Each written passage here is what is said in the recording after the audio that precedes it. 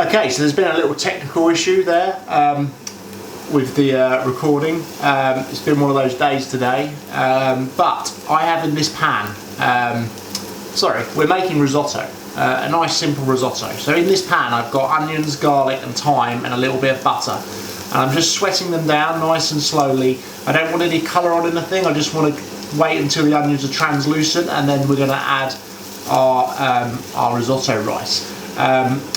So I've been taught numerous ways to make risotto over the years, and some include adding mascarpone, some include adding cream, some include adding parmesan, adding truffle oil, and numerous things. The one thing that's consistent through all the recipes I've been taught is always finish them with parmesan and truffle oil. We don't have any truffle oil, but we do have parmesan, so we're going to finish it with parmesan. We don't have any cream, we don't have any mascarpone, so this is just going to be a very, very basic risotto, but it's still going to be delicious. So I've got some butternut squash, which I've diced up here, a fresh orange, which we're going to just zest a little bit into at the end to finish it, chicken stock, and some risotto rice. And then I've just boiled a kettle, so I've got some boiling water in a jug there, which I'm going to add as I need it. So there's a few little techniques as we go that are going to help make the risotto super delicious. One other thing as well is normally always add white wine to deglaze after we've added the rice, but again, white wine is kind of better to be drunk nowadays rather than going into risotto. So the onions and garlic are nice and soft now, and I've got the thyme is still, I put the whole stalks in, and we'll just let that cook out, and we'll pull the stalks out and take the leaves. The leaves will naturally come off, and we'll just pull the stalks out at the end. So it's all nice and translucent in there. So now I'm just going to add the risotto rice. So I'm going to just do a handful, a big handful, like so. And I want to just allow the risotto rice to start sticking to the pan.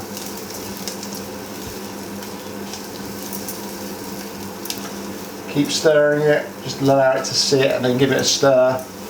It's going to take about 2 minutes before we start to add the liquid. But we just want to allow the risotto rice just to slightly stick.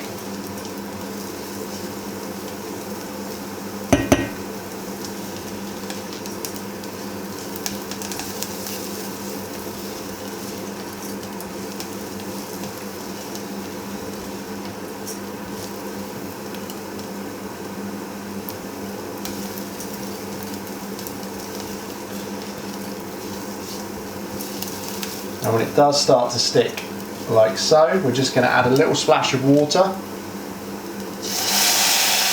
And that's what we want. Literally, the pan's nice and warm, so the water's continuing to boil. And we're just going to continue to add water step by step. There's no set amount of water. We're just looking to allow the rice to soak up the water. Obviously some's going to evaporate, but we're just going to keep adding it as we go here. Okay. So that's boiling now. We're going to add the butternut squash, and that's going to cook out while we cook the rice. So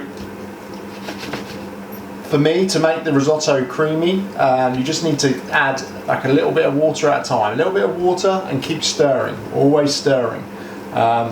Similar sort of technique the Spanish use for making paella, the Italians use for risotto. The people I've spoken with have always explained to me with both that it's about the method, not the ingredients. So it's about the stirring, it's about taking your time.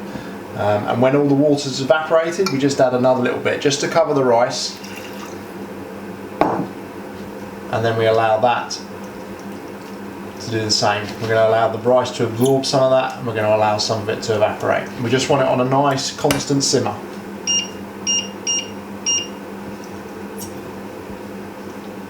And we just literally repeat that process. This water's going to be absorbed, we keep stirring, and then we're going to add the next batch of water. In the next stage, in the next batch, when we add the water, we're going to add the chicken stock. Okay, at this point I'm just going to add the chicken stock.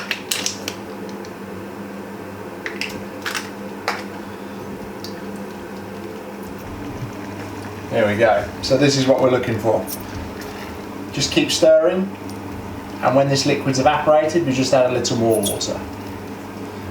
And we'll just set a timer for 10 minutes. We're going to continue to do this for 10 minutes, and then we're just going to check the rice to see if it's cooked.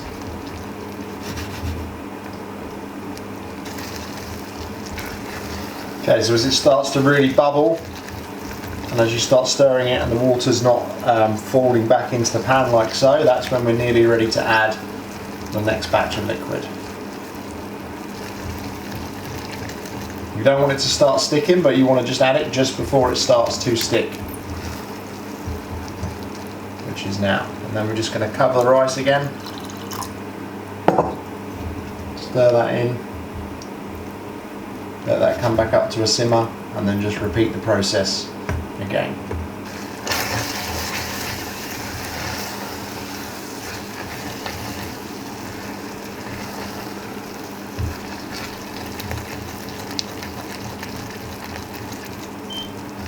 Okay, so that's 10 minutes.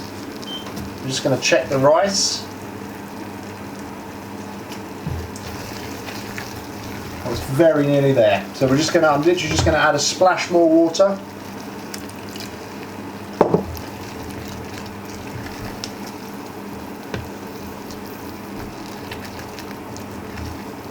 And let that cook out.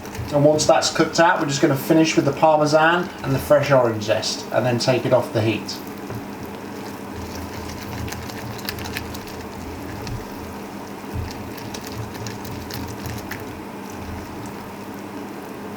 At this point I can start to remove my stalks of the thyme.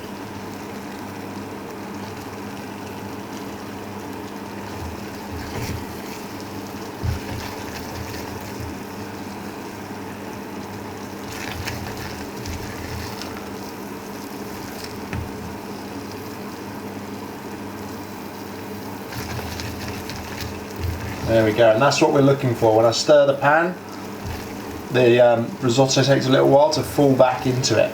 You can see that. There we go. So, in goes the parmesan. And literally the equivalent of like a quarter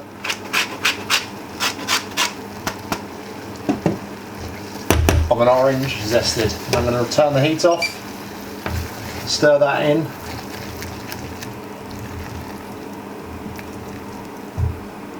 And that's ready to serve.